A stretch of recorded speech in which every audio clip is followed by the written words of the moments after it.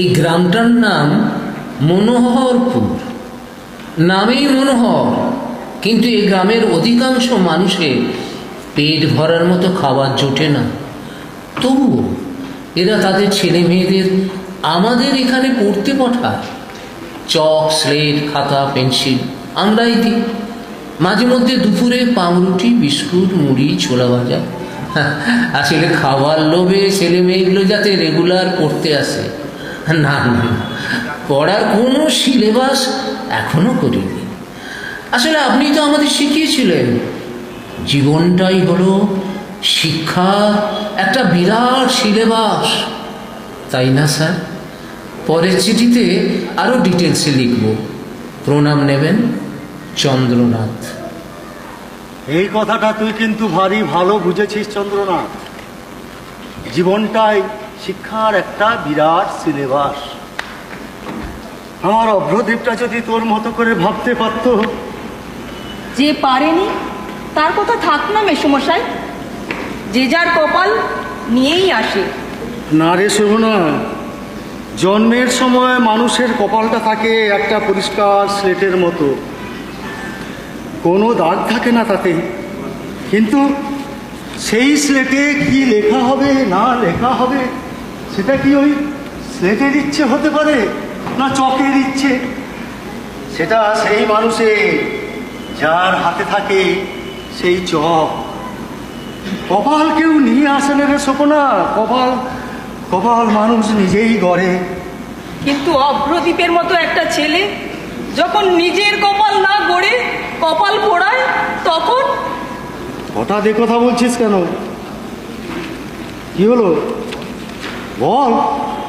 জানেন, ওর শেষ পরীক্ষার প্রিপারেশনের শেষের দিকটা ওকে আমার খুব অস্থির অস্থির লাগতো।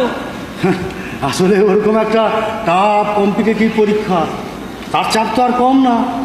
তাছাড়া না না, তা নয়, কারণ কারণ পরীক্ষা তো কম দেয়নি। আমার মনে হতো ও যেন আমার কাছ থেকে কিছু লুকোচ্ছে। আর জানেন, সে সময় 2-3 জন অচেনা ছেলেকেও দেখেছি যারা প্রায়ই ওর সঙ্গে দেখা করতে আসতো, নিচু গলায় কথা বলতো। আর তখন তখন যদি একটু বুঝতে পারতাম তাহলে হয়তো অমরকে ভাবে। কি বলতে চাইছো শোনো? কি হলো বলো, কি বলতে চাইছো? অভ্র সুইসাইড করার পর ওর টেবিলের ড্রয়ারে একটা ডায়েরি পেয়েছিলাম। ডায়েরি? কিন্তু কি লেখা আছে সে ডায়েরিতে? কিরে বল, কি লিখেছে সে ডায়েরিতে? জীবনের শেষ যে কম্পিটিটিভ পরীক্ষায় অভ্র বসেছিল, সেই পরীক্ষার কোশ্চেন পেপার ও কিনেছিল অনেক টাকা দিয়ে। কম্পিটিটিভ পরীক্ষার কোশ্চেন বিক্রি করে যে সব দালালেরা, তারাই আসতো ওর কাছে। আর তাদেরই সঙ্গে অভ্র তখন মিশতে শুরু করেছিল। জানি রে মা, জানি জানি, সব জানি। কিন্তু বলতো কেন কেন ওকে ওই দালালদের ধরতে হয়েছিল? হেরে যাওয়ার ভয়ে, কম্পিটিশন থেকে ছিটকে যাওয়ার ভয়ে। চিরকাল ভালো রেজাল্ট করেছে সে, সেই কম্পিটিটিভ পরীক্ষাগুলোর মুখোমুখি দাঁড়িয়ে ওর খালি মনে হতো ও যদি না পারে, ও যদি হেরে যায়। কিন্তু জীবনের পরীক্ষায় ও তো পুরোপুরি ফেল করে গেল রে শোভনা। অথচ দেখ, আমি সেই ছোটবেলা থেকে কি ওকে এটাই শেখাতে চেয়েছি।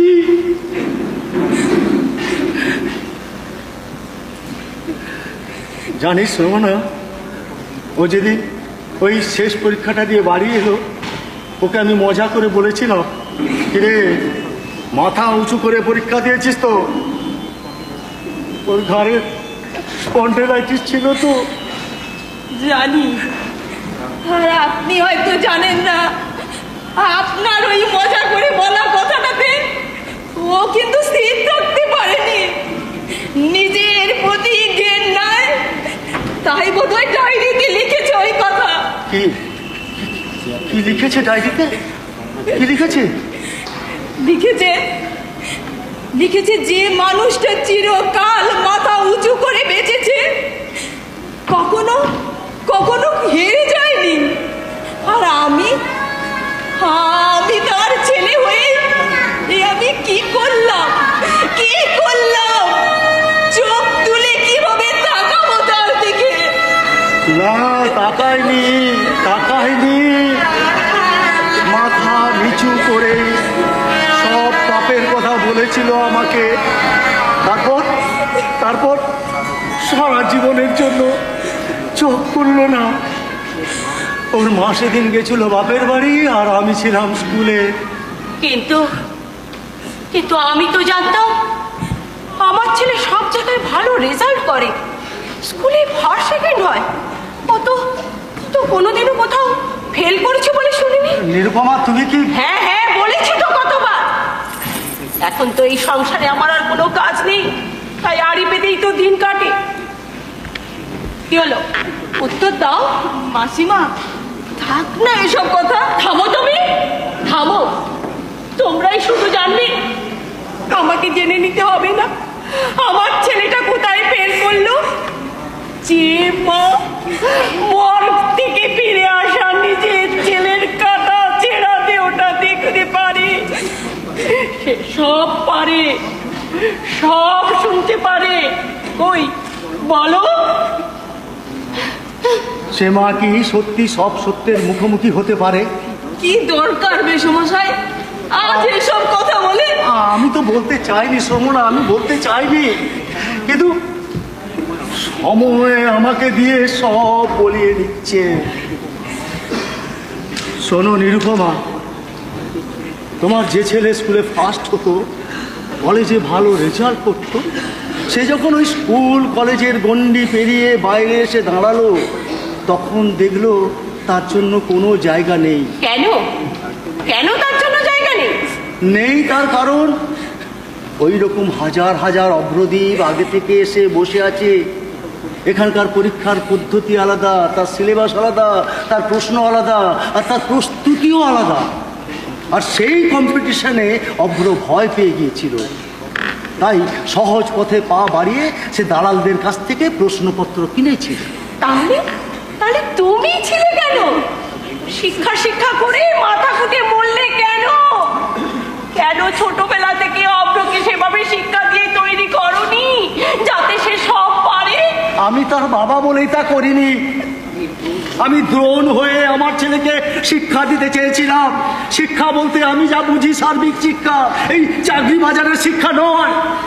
তাই লক্ষণ যে কৌশলে ওই ইন্দ্রজিৎকে বধ করেছিল, সেই কৌশল আমি তাকে শেখাতে চাইনি। কেন শেখাতে চাওনি জানো? তোমার কাছে তোমার ছেলের ভবিষ্যৎটা বড় ছিল না, বড় ছিল তোমার ওই মিথ্যে দম্ভটা, মিথ্যে আদর্শে। বড়, খুব বড়। তুমি আমাকে কথা বলতে পারলে নিরুপমা? তোমার ছেলে কিন্তু আমাকে ঠিকই চিনেছিল, আর চিনেছিল বলেই জিতে যাওয়ার সহজ রাস্তায় পা বাড়িয়ে আত্মগ্লানিতে ভুগে সব স্বীকার করে গেছে আমার কাছে স্বীকার করে লিখেছে ডায়েরিতে। ওই তো শ্রমণতার সাক্ষী। হ্যাঁ, শোভনা তার সাক্ষী। আমার ছেলেটা আত্মগ্লানিতে ভুগেছে, তারপর গলায় দড়ি দিয়েছে। তুমি তো মানুষ নও, মানুষের মতো দেখতে একটা পাথরের মূর্তি। তাই সাক্ষী দাঁড় করিয়ে পৃথিবীটাকে দেখাতে চাইছো তোমার ছেলে যা অন্যায় করে গেছে সে তা স্বীকার করে গেছে। ব্যাস, আদর্শ শিক্ষক হয়ে তাতেই তুমি খুশি? শিক্ষার অহমিকায় তুমি একেবারে ডগমগ। তুমি আমাকে এরকম ভাবে বলতে পারলে নিরুপমা? আমাদের একমাত্র সন্তান অভ্র, অভ্র আমার কেউ নয়, অভ্র আমার কেউ নয়। তুমি এতটুকু ডায়েরিটা কই? ডায়েরিটা? মাসিমা, ডায়েরিটা আমার কাছে আছে। আপনি একটু শান্ত হয়ে বসুন, আমাকে দিচ্ছি। আমাকে দাও, আমি দেখবো। আমার অব্র ডায়েরিতে কি লিখে রেখে গেছে। দাও দাও, আমাকে দাও, দাও দাও, কি লিখে গেছে।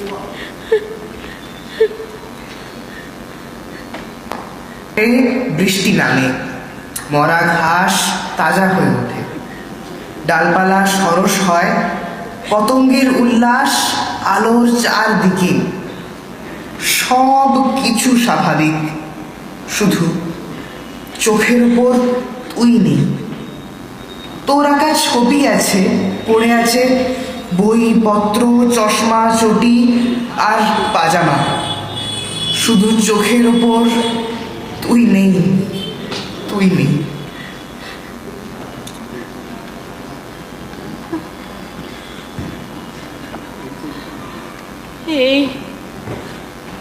এই কবিতাটা অভ্র লিখেছিল কেন? কেন লিখেছিল? ও ও ডায়েরিতে এসব লিখেছিল কেন? ও চলে যাওয়ার কথা লিখেছিল কেন? আচ্ছা, ও কি ভয় পেয়েছিল? বলো না, ও কি ভয় পেয়েছিল? ও প্রশ্ন কিনেছিল কেন?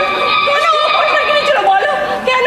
কেন আমার অভ্র এনে গিয়েছিল? বলো না, কেন কেন কেন? এই এতগুলো কেন উত্তর আমি সেদিন থেকে খুঁজে বলছি নিরুপমা।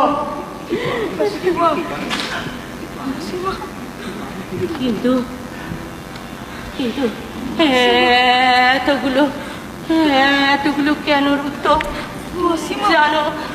আমি আমি খুঁজে পেয়েছি গো। আমি তো জানিস সমনা, এতগুলো কেন উত্তর আমি খুঁজে পেয়েছি।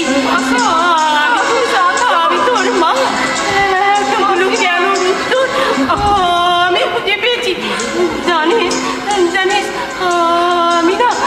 আমি না রোজ রাতে স্বপ্ন দেখি। দেখ দেখ দেখ দেখ দেখ, আমার ছেলেটা কেমন শুয়ে আছে। দেখ দেখ, ওই দেখ ওর শরীর বরাবর কেমন একটা লম্বা কাটা দাগ, উপর থেকে নিচ পর্যন্ত। গলায় কেমন একটা টকটকে ঘা। মাসিমা, আপনি মাসিমা, আপনি শান্ত হন। মাসিমা, মাসিমা,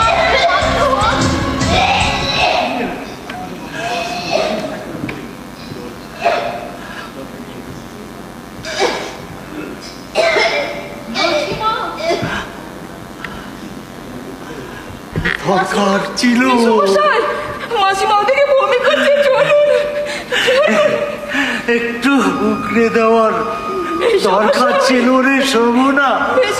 নাহলে যে ভারী কষ্ট রে, এই যে কষ্টটা আমি 2 বছর ধরে একা বয়ে চলেছি।